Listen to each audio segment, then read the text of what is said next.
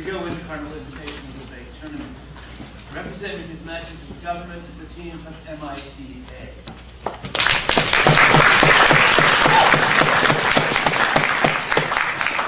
The team consists of the Prime Minister, Phil La Rochelle, and the Minister of the Crown, Adam Murakowski.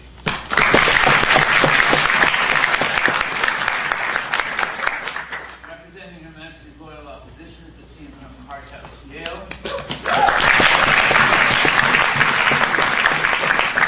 Consisting of the member of the opposition, Aaron Strauss, and the leader of the opposition, Aaron Rousseau.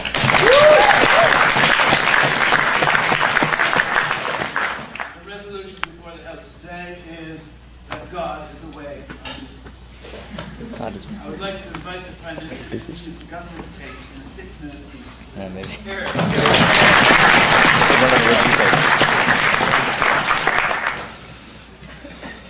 Thank you very much, Dr. Shapiro, Speaker of the House. Thank you, Chris McGill, for a fantastic tournament. I love coming here. And especially an honor for a boy from Beaconsfield and a boy from Outremont to come to a homecoming and be here in your final round. So thank you very much. We have some Canadian and American themes in this round, as you might have seen. And what we want to do on side government is that we want to mix the best of Canadian morality, which what we would say is one of the staples of American jurisprudence. What we're going to say, Mr. Speaker, is that if you were to found a utopia, a country whose level of wealth is on the level of the United States or Canada, and you've decided to have an American-style constitution, what we on side government are going to say is that you should include economic rights in your constitution on the level of the things that you find in your constitution. So, in current constitutions, the government has an obligation to provide a fair trial, equal protection. What we're saying is that the government has an obligation to provide minimum standards of food, housing, and medicine to all of its citizens. And basically, here's how it would work. If someone doesn't believe the government is fulfilling its obligations, they can bring the government to court, and the court can basically order the government to do something. The court system does this now. Like in the United States, the court system basically orders things like busing, having segregation, anti-segregation policies. So this is something which can happen. So having said that, I want to give you 3 reasons as to why Adam and I believe it is absolutely fundamental to having this utopia that you include economic rights in your Constitution.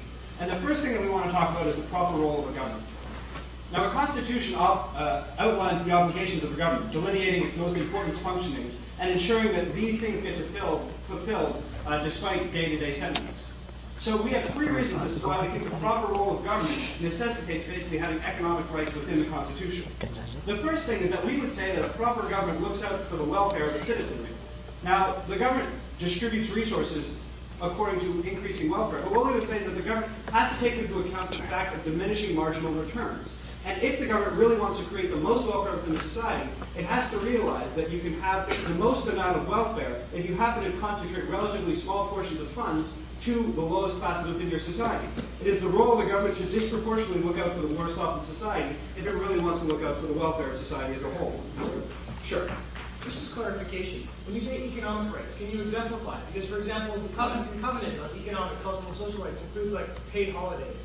No. What we're saying is basic economics rights to the level of like making sure that everyone has a place to stay. Like in New York City, there's actually something which is written into the city charter which says everyone needs to have housing in New York City if they want it. What we would say is that like it's quite easy to delineate like these basic medical costs, which are basically like covered by the Canadian healthcare system, and the basic necessities of food. We hope this won't be an issue, but we think it's pretty clear that any sane society can delimitate what exactly it is that are the basic necessities of economic rights. But the second thing I want to talk about is hierarchy of needs. Because what we would say is that we qualify something as a right when it's essential to human dignity and proper existence. And we would say that nothing fits this definition better than the basic needs which are outlined by economic human rights. Like, I don't even think I need to say this, especially in Canada. But the truth of the matter is that although we may consider freedom of speech to be fundamental, we would say that if someone doesn't have enough food to eat, enough medicine to be able to be free of disease, homelessness, and the basic impediments which come from not having economic rights, we say that's just as much of a violation of human dignity as if you were denied freedom of speech, as if you were denied all the other things which are usually But the last thing that we're going to say is the idea of equal benefit from government. Because what we would say is that libertarians often argue that, well, it's like you're stealing from the wealthy and giving to the poor, that's not fair. But we'd say that there's 2 main roles of government. One is redistributing wealth, and the second is enforcing laws and basically protecting property. While the poor do benefit mostly from redistribution of wealth, we say that the wealthy benefit disproportionately from the idea that the government protects property, and since they have most of the property, governments are actually benefiting quite a bit, so there has to be a balance which has to be in the Constitution. But the second thing we're going to talk about is the importance of economic rights to other rights. And the first thing that we want to talk about under this is that economic rights are essential to freedom. Now, the fundamental idea in Western societies is that of freedom. But philosophers have basically outlined two basic impediments to freedom. One is oppressive governments and other oppressive external agents, but the second one is need. Like, if freedom is the ability to engage in the pursuits that I deem to be worthwhile, if I'm concentrating on getting enough food to eat, or how it is that I can have health care for my kids, I'm not free to pursue and be part of this great world where I can have the freedom to pursue what we happen to think are very important predicates for having a good life. But the second thing I want to talk about is meritocracy in the pursuit of happiness. Because we all like to think that we're in a great race, where the most entrepreneurial and the person who works hardest is going to get ahead. But what if I told you that some people were starting 50 meters behind everyone else? Or if someone had to go through the entire race with a steel ball attached to their leg? The point is that if we want to have a true meritocracy, what needs to happen is there has to be a delineation that we have a reasonable equalization of the playing field. And when you have a true meritocracy, everyone in society is better off. That's what we on government believe. But the last thing I want to talk about, the third large area of analysis, is I want to talk about specifically why it's important to have economic rights in a constitution as opposed to simply trying to get it accomplished through legislative means. And the first thing that we want to talk about is that we want to say that these basic necessities are inviolable. Now, there are certain characteristics of human existence that we think are so important that we include them in a constitution. Like, we say that it's so important not to be tortured that we place it into a constitution so that even if the majority of people happen to think that, like, it's okay to torture you, we still don't think that's okay. What we would say is that even if 95% of the population, for one reason or another, because they don't think that they'll be facing that situation themselves, happen to think that the government doesn't have an obligation to look after the worst off in society, we would say, just like the case of torture, just like the case where you want to look at for individual liberties, aside from what the majority wants, we think you have to go ahead and do it. But the last thing I want to talk about as to why this has to be in a constitution is that we want to talk about political power. Because what we would say is that the people who need this most, the poor, don't have the resources to use democratic political channels in the usual sense. What we would say is that the court system represents the easiest, most accessible outlet for the poor to actually have their grievances channeled, whereas the ability to actually raise enough political support to address these grievances is much harder than simply getting a lawyer and bringing something before the courts. For all those reasons, Mr. Speaker, we are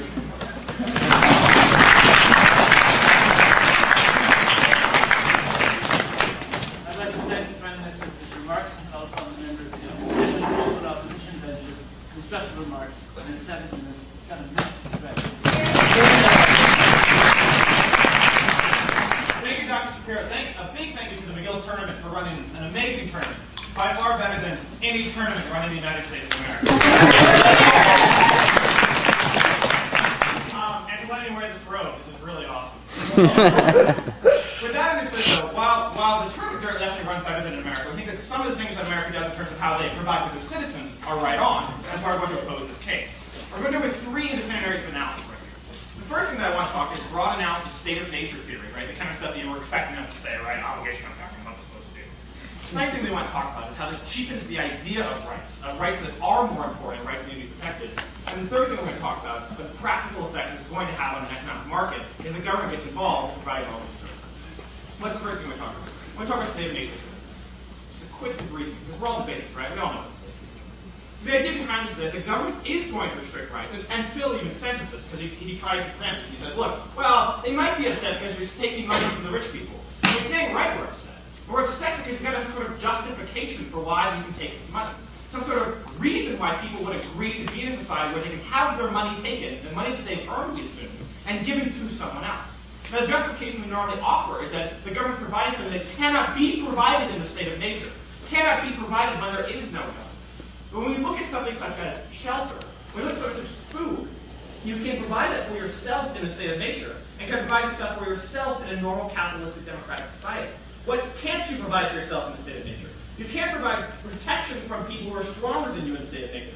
You can't provide protection from whoever happens to be taller and stronger and bigger than you. So we give up some rights in order to form a police force. We say this is an okay restriction on my liberty, because I can't provide that for myself in a state of nature.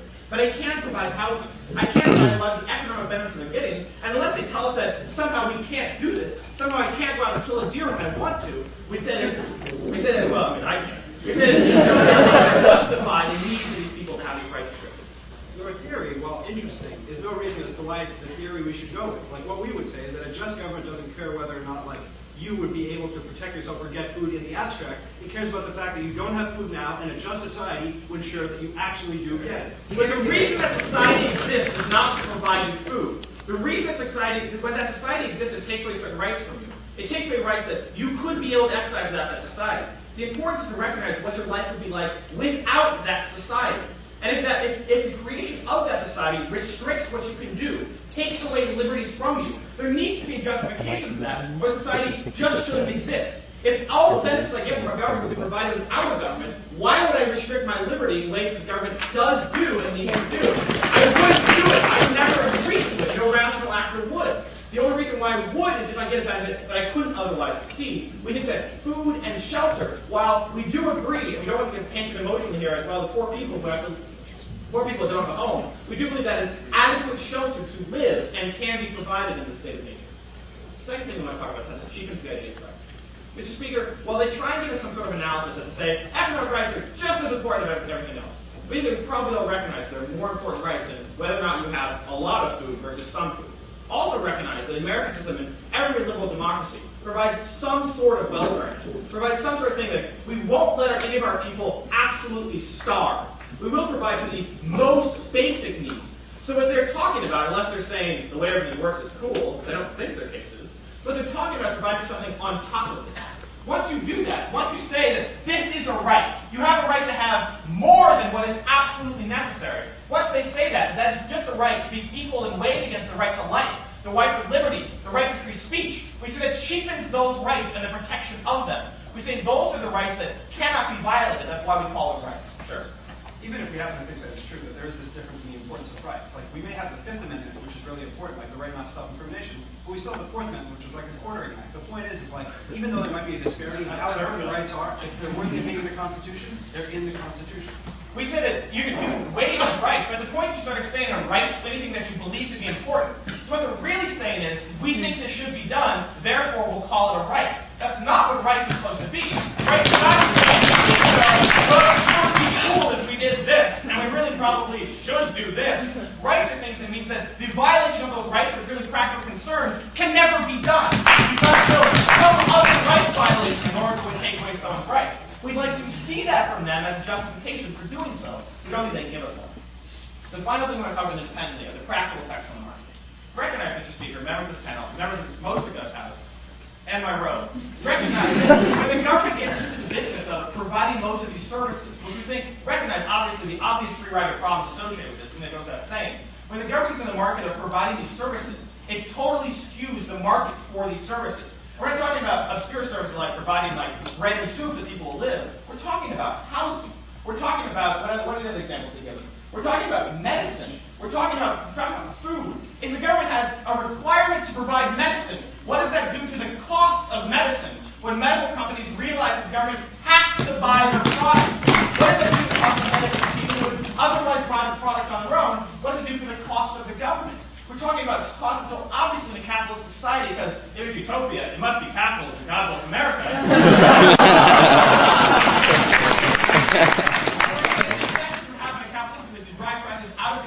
That means more tax dollars taken from people who earn the money and have a right to it as a part of liberty. Let's quickly go through their arguments. I'm sorry, this whole 7-minute Canadian MO thing. The first thing that they talk about is the proper role of government. I've talked about this in state nature theory. They said it's supposed to distribute resources against diminishing marginal return.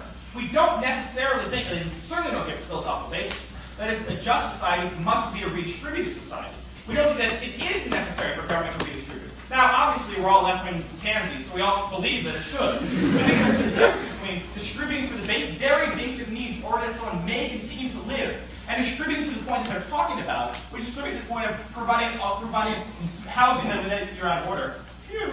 Providing housing to this next level that they're talking about. We think that while we all are repulsed by it, we think that someone who is homeless is not having their life threatened by being homeless. Now, we don't obviously on this side want to support homelessness. Obviously, I'm not going to go sleep in the ditch right now, but we want you to recognize that the government only has to do to provide for when someone is in danger of dying and needs to protect the life, not provide a certain level. We wonder, where will this level ever stop? If you require certain housing, how will we not, if we implement their plan, in 10 years, another debate round in the finals of McGill will be like, but we need higher standards, there's not providing enough housing. Meaning that this is where they're going. When you stop providing just very basic needs, you never know when you stop, and when you reach the point that the government is doing what they're supposed to be doing on their side of the house. We're very proud of you folks. He's really ready. I'd like to thank the members of the opposition for remarks and call upon the Minister to reconstruct the government in 7 addresses.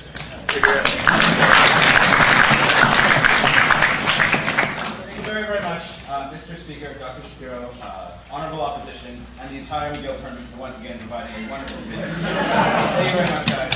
McGill is great. So, what's not so great is the arguments we get on Set Up.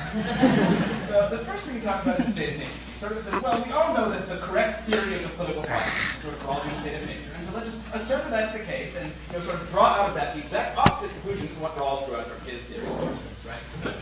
His basic argument is that, like, the state of nature says that well, you cannot, the only thing a government should provide for you is what you cannot get for yourself. Like, I don't really know what philosophical justification for this argument. First of all, our conception of rights, I think, is more coherent, which is rights are something that are essential to human dignity, right? The reason we protect freedom of speech is we feel the capacity to speak is essential to the essential dignity of a human being, right? If it's asking for a fair trial, it's fundamentally unfair to an individual that can't be tried fairly. We think that you cannot have human dignity, you can't be dignified as a human individual unless you have enough food to eat. It's the most basic kind of right that we should guarantee to our citizens. That is our conception of rights, and I think there's much more to it.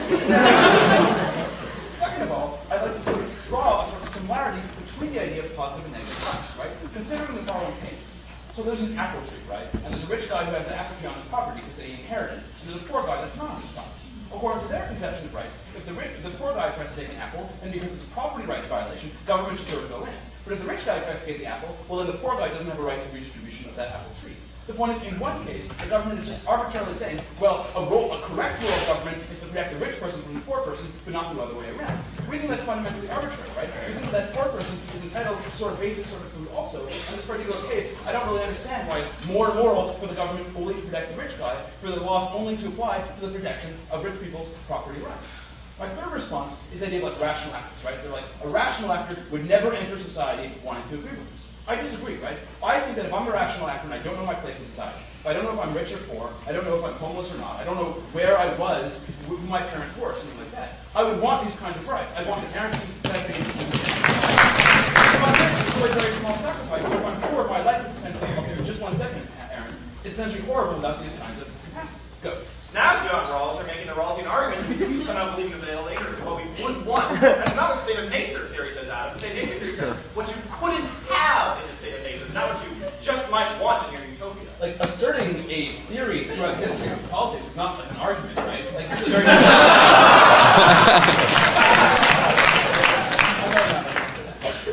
can tell.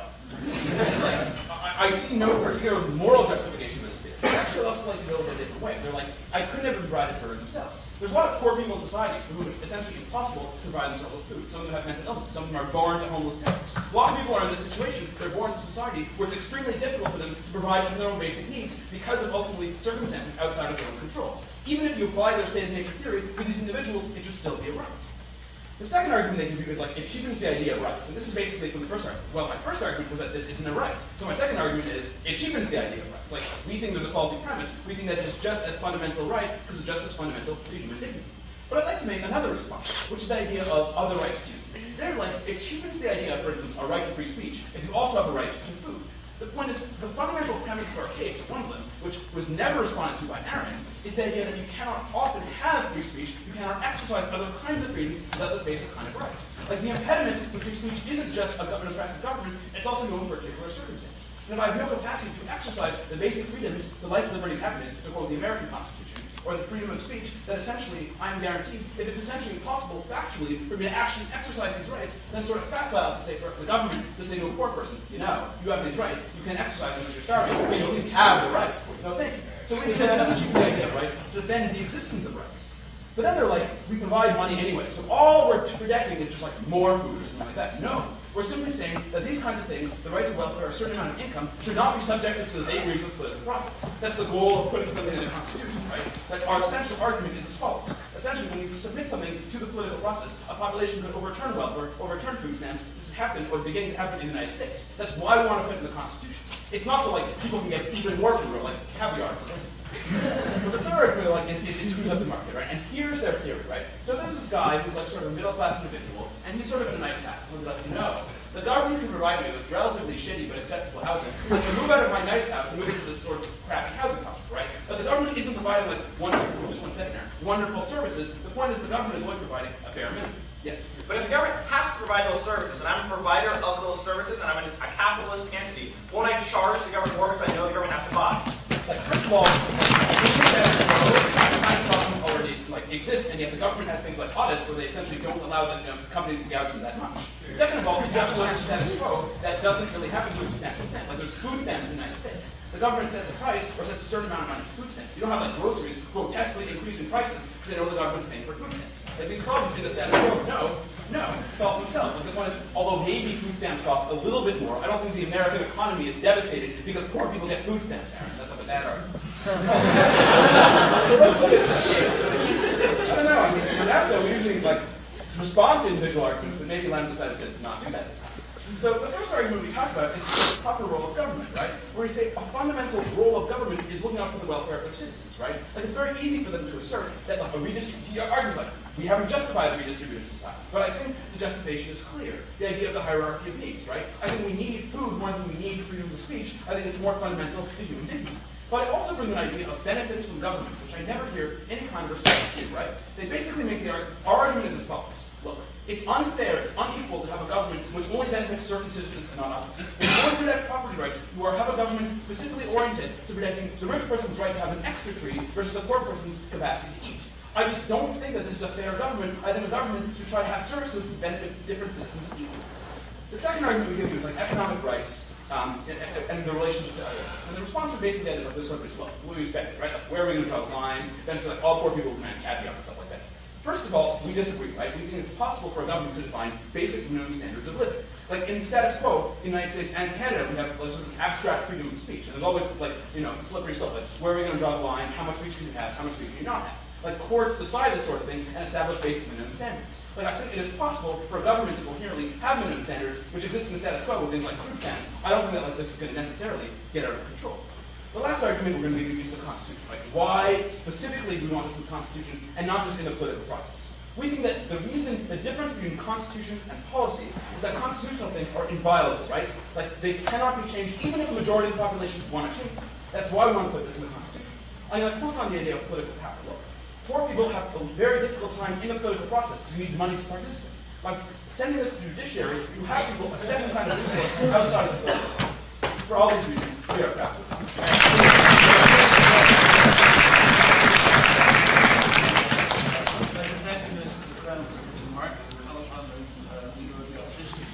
The oppositions have been around 10 minutes.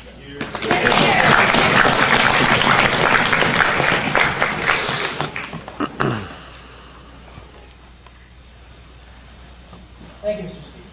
I find this case to be tremendously interesting, and I really like it. Fundamentally, it comes down on the government side to the issue of whether or not these things are inherent rights rather than something else. And what I want to do in my speech is examine several possible justifications for things like for economic rights as inherent rights rather than something else. I want to show you how most of the major theories, or all of the major theories that we have to draw on from philosophy, from political theory, show us that they are not. My partner's already discussed one about the state of nature. I'm going to come back to it towards the end. But I want to offer you two others. I want to talk about the idea of the social contract, and I'll also discuss the idea, like Sandra Rawls too, of veiled ignorance. Then I'm going to talk about what contingent rights, which I'm going to suggest these are, would actually mean.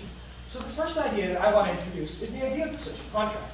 And what social contract posits is this. It's kind of a philosophical thought experiment. It says, how do we know whether or not a measure that the government takes is justified?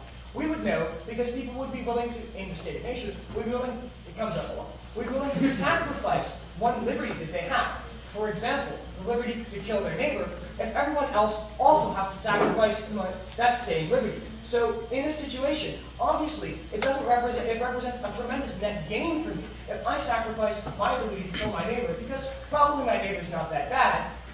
But on the other hand, I gain quite a bit because my neighbor's not able to kill me, and we all like our own lives quite a bit. I like myself. So this is an idea of benefit in the aggregate. And that's what underlies the social contract. It's the idea of whether or not people would be willing to sacrifice this liberty if they were theoretically presented with the option. Right. You're sort of taking tunnel vision. It's like it may be true, like a rich person may not care about ever paying for housing projects in Brooklyn. The truth is that they appreciate other facts in the social contract, so it's not the necessity that like every single possible rich person in society actually want to contract into. No, actually, that kind of is actually the social contract. What you're talking about is if you didn't know where you were in society, would you really agree to this? And that's actually my second argument, which is John Rawls' argument of the veil of ignorance. If you didn't know whether or not you were going to be rich, whether you were going to be poor, whether you were going to be highly talented, or whether you weren't going to be highly talented, would you agree to certain social arrangements? And we see from whether or not people would agree without knowing where they are, so there'd be a biased judge, if those social arrangements are just. And what they're saying on their side of the house is that fundamentally having economic rights, the right to housing, the right to a decent meal, the right to health care, and so on, these things represent things, values that people aren't going to be willing to sacrifice if they aren't sure that they're going to get them once they're out there in the real world. What I'm going to suggest, and this has been presented as a major flaw with Rawlsian theory, is that it's not simple for us to decide for us to figure out what people would agree and what they wouldn't agree, because it assumes that people are very risk averse. What we would suggest is that people are perhaps willing to take the chance. That people are perhaps willing to say it's going to be so much nicer for me that I can be really rich and really wealthy that I'm willing to take that chance. And because the veil of ignorance hasn't been able to overcome the fact that these people would agree to certain arrangements, the veil of ignorance, not knowing where you are, doesn't provide justification. The idea of an economic right is going to take care of you whether or not you end up getting the short end of the stick when you come out into the world. So you're actually saying that people would say, well, I'm going to risk essentially horrible poverty and never able to exercise my other rights, so just like I have the chance to have a few extra dollars. Absolutely. And that's fundamentally exactly what we're arguing. And in fact, you can see some support for this idea if you look at people in the United States who actually themselves are poor, but who still don't support the idea of redistribution, because they open their minds someday they're going to win the lottery, they're going to be rich, and it's going to act. They're going to say, "Oh wow, now I don't have to pay for those crappy social programs that I used to pay for." Those people aren't willing to agree to a situation that would benefit the poorest in society. Then plainly, given that there's a chance you wouldn't be among the poorest, you wouldn't be willing to agree from behind the veil of ignorance. Okay, Mr. Speaker, so where does this lead us? This leads us to the idea of contingent rights. And contingent rights are something which is different from inherent rights. And we establish that people don't have some fundamental priority right or entitlement to these rights. What we suggest is that these rights are then granted by decision. These rights are granted by consensus, granted by the act. And if that's the case, Mr. Speaker, then they shouldn't be in the Constitution. Because what the Constitution is meant to be is something to protect rights that can't be overridden, because those rights simply are inherent, and it would be wrong, and it doesn't matter what you decide, you can't override those rights. But if it's simply about a decision that we make together about a right we would like to protect, then it's a contingent right, and it's not the type of thing that belongs in a Constitution.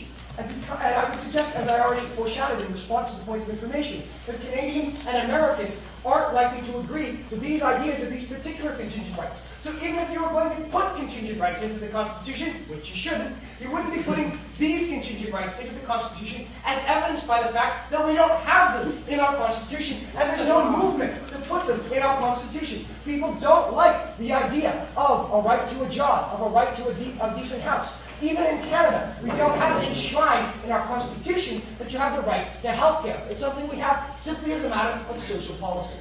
Go ahead. Like, would you say that if, like the majority, 60% of people were happy with the status quo and just wanted to ban freedom of speech, if there was no inclination towards freedom of speech on the part of a democracy, would you therefore say we shouldn't include it? And under the question of if I had agreed that freedom of speech was a contingent right, yes, I would. However, given my earlier argumentation, freedom of speech is not, in my view, a contingent right. Freedom of speech is something that's inherent. Freedom of speech is a part of thought. Freedom of speech is a part of having a democratic society. Freedom of speech represents then an inherent right, if you follow me. So what they've really put together on their side of the house, and I think it's interesting, and it does sound good, but I'm going to repeat it, is the idea that these rights are flowing principally from the idea of human dignity. And so they say that we can't, it's an infringement upon the human dignity to have to live in abject poverty. But we're going to say, Mr. Speaker, that I don't think it's the idea of the poverty itself in an absolute sense that's really what they're talking about as something that's, a violation of human dignity. Because 50 years ago, most people were actually living what we would consider now to be abject poverty, where they didn't have decent food, they didn't have decent housing, they didn't have reliable medicine. These people weren't living in that. So what what we say, Mr. Speaker, is that it's not a question of the absolute level of poverty, it's a question of the relative level of poverty. And if there are that is wrong to have an inequitable distribution of wealth in society, then that's what impinges upon human dignity, not having something relative to what other people have, then that's a question about rights stemming from fundamental equality that should become an equality of outcome. And I don't think that's what they're going to stand on that side of the House, but that's where their arguments about dignity lead you to. So what did we hear? That was new what did we hear from the Prime Minister? The Prime Minister tells us that this is about the role of government. And one of the roles of government is to presumably maximize utility. Because when he suggests that there's a question of diminishing marginal utility, as you give more resources to one person, they start to enjoy each one less. And so what we should do is make sure we don't have that inequitable distribution. But where this leads you to, where this utilitarian idea about diminishing marginal utility, leads you to the idea of perfect equality. And that's something that they haven't spoken of in favor of on that side of the House, and it's something they're not going to stand on. If you truly believe that government is about maximizing utility, then what you're going to do is have perfect equality, with perhaps the caveat that you'll make sure you have a level of inequality necessary to motivate people to work and motivate there to be some level of meritocracy. The second idea that was put forward is the idea that economic rights are essential to freedom. And what I'm going to suggest is that there are certain rights that are that could be discussed as inherent rights. Things like freedom of speech. And if you perhaps didn't have the resources to give you access to freedom of speech, then that would be that necessary ability to have that right as freedom of speech is a question of inherent rights. But this isn't that issue, because unless they want to suggest that you need to have adequate housing to be able to have something which is an inherent right, then they can't suggest that it's an inherent right. And until they can explain to me what it is beyond absolute poverty or relative inequality that they believe is driving this idea of human dignity, then they can't stand on that side of it. And then I would also argue, pushing this a bit further, that they're not sure about what they have in mind for economic rights. Because what I tell you, as I said in the point of information in the Prime Minister's speech, is that in fact, in the United Nations Covenant on Economic, Social, and Cultural Rights, paid holidays are included in the covenant. I don't think that anybody in this room is going to argue that paid holidays are an inherent right of people. And that paid holidays aren't an inherent right. Paid holidays obviously aren't an inherent right, and they're not the type of thing that's necessary to enjoying rights like freedom of speech, freedom of association. And so I want to argue, question which economic rights we're talking about.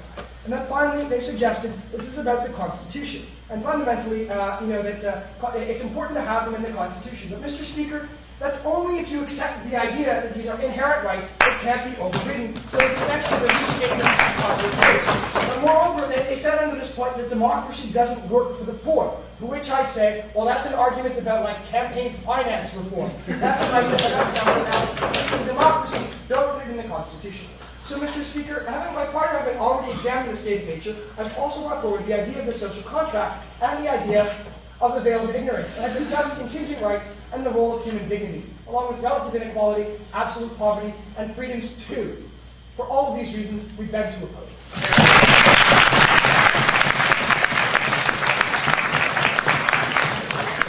found it very fast. That was a very, very good speech. What badass. It was that good, right?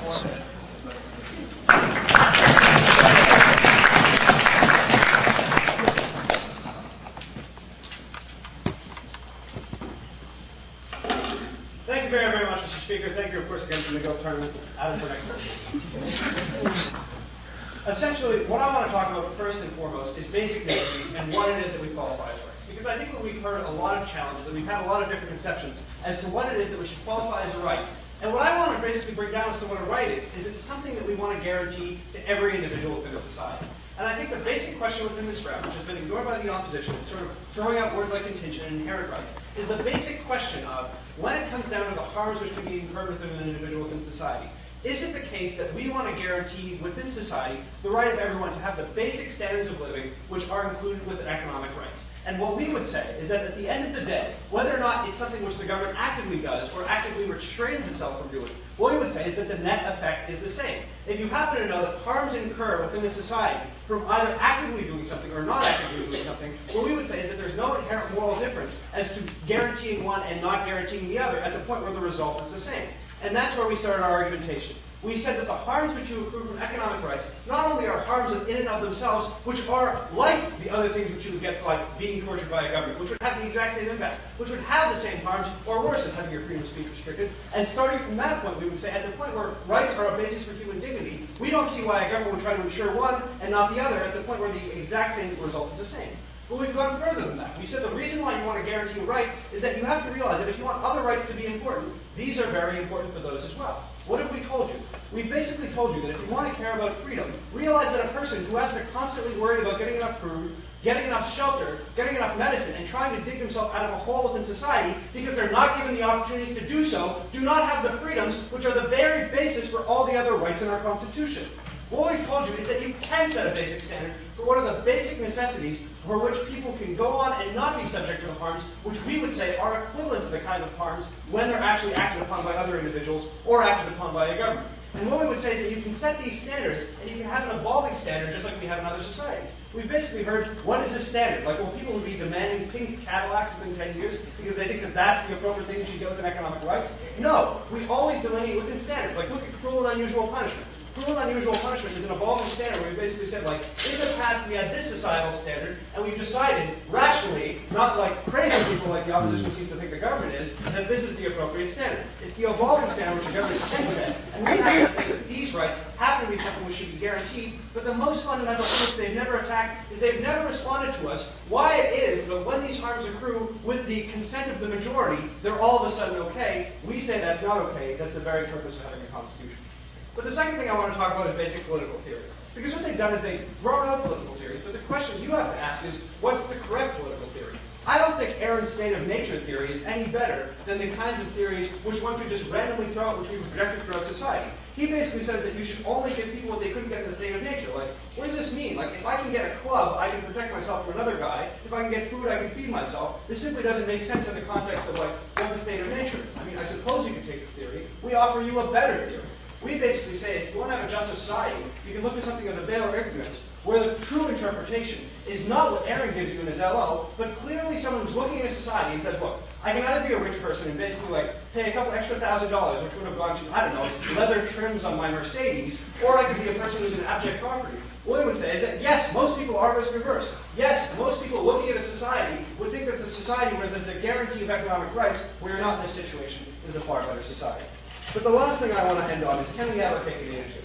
Because what they've said is that you don't want to put these rights on the level of other rights. What we've said is that, like, you might regard the freedom not to be tortured to be a more important right than, like, the right to freedom of speech. The point is that if something is very, very important, you stick it in there to the point where you want to make sure that they're assured in a conflict where they don't come into conflict with other rights, where you weigh that, as opposed to simply democracy not thinking it's appropriate.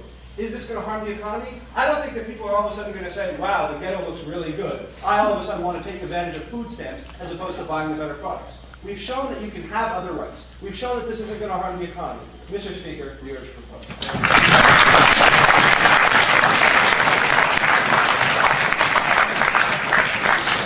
I'd like to thank all the speakers and call this round